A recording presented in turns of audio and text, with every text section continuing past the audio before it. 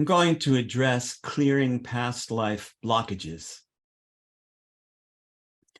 You don't necessarily need to know who you were in a past life to clear its blockages. You don't necessarily need, what do they call those things? A soul retrieval or soul retraction, or you don't have to visually or audibly connect with who you were in a past life to clear those blockages. Those kind of things can help. But in my experience working with this stuff for 40 years, you can't count on that happen. You can't count on the genuine version of that. There's a lot of bullshit involved with past life readings, astrologers, psychics, and I'm very dubious of anyone who acts as though every single time they can clear your past lives or connect you with your past life. In my experience, it can take a lot for the actual genuine article of that to happen. But even when it doesn't, there's a way you can identify what your past life blockages are by tuning in more to your current life experiences, especially those areas where for a long time you seem to exert a lot of energy to get somewhere that you keep not getting to. You keep getting diverted or blocked, or you keep getting your ass kicked. When you find repeating themes of certain areas in your life, where even when you clear your intentions and open your heart and start out fresh and innocent, you slam into a kind of invisible barrier, that's a strong indication that you've just met a past life blockage. Oftentimes, you can gauge the proximity of such walls by a haunted feeling, by a sense of, oh no, not that again. In my case, I had a big past life blockage throughout the current incarnation for 68 years with love, sexual, romantic love with the feminine, with girls and with women. Big past life blockage.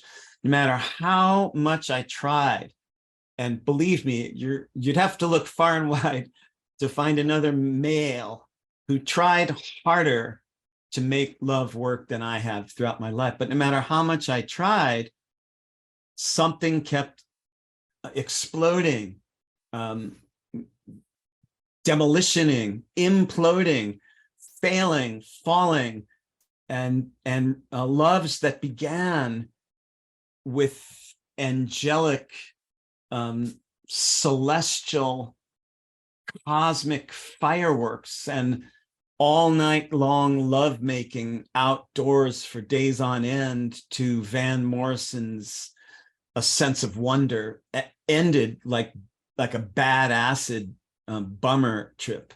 This happened over and over and over for decades.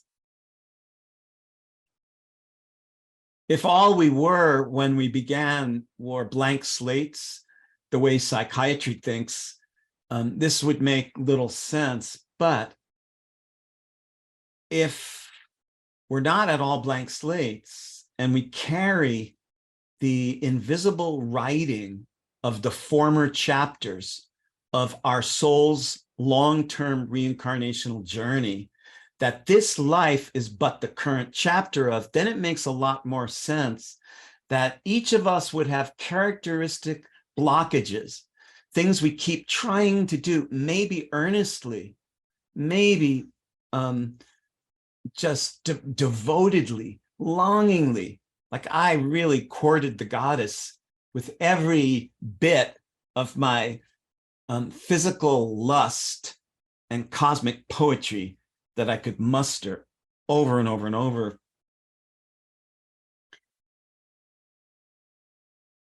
When you begin to recognize these things that block you, these incidents that repeat, maybe in some new variation, but the same underlying theme, are not because there's something really the matter with you.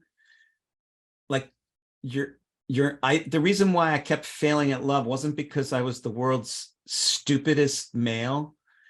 When you grant yourself the benefit of the doubt that the reason you keep bumping into certain blockages isn't because there's something really the matter with you, or because there's something really the matter with the universe, but rather because you brought some unfinished business and unresolved experiences, incomplete initiations into this life, even when you were in your mother's womb, even when you were newborn or 13 years old.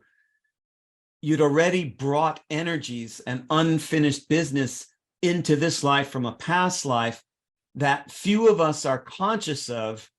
Many of us are subconsciously aware of. And when you begin to recognize those certain areas, could be sex. A lot of people have unfinished karmic blockages regarding sexuality, almost the entire species.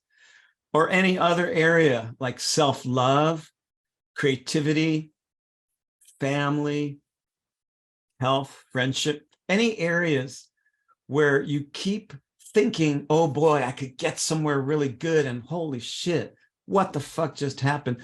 That's a strong indication that that's a karmic block.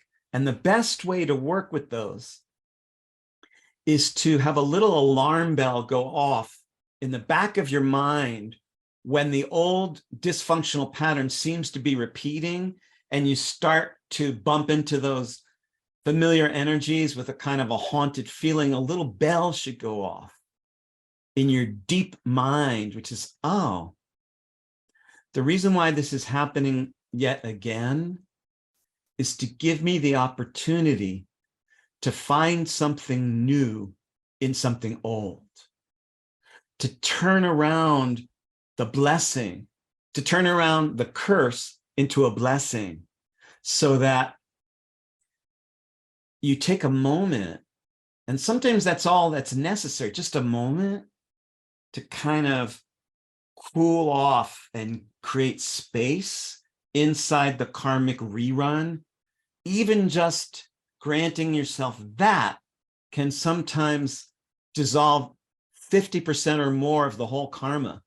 But in that space, to realize, oh, the reason the universe is serving up one more dish of an unsatisfying meal yet again, after all the former times, in all the former lives, isn't because I'm the stupidest imbecile under God's green earth, but because until I got one more chance, I couldn't fully engage in the karmic theater with the underlying creative energies that have been so blocked, and move that scene along in some way that can feel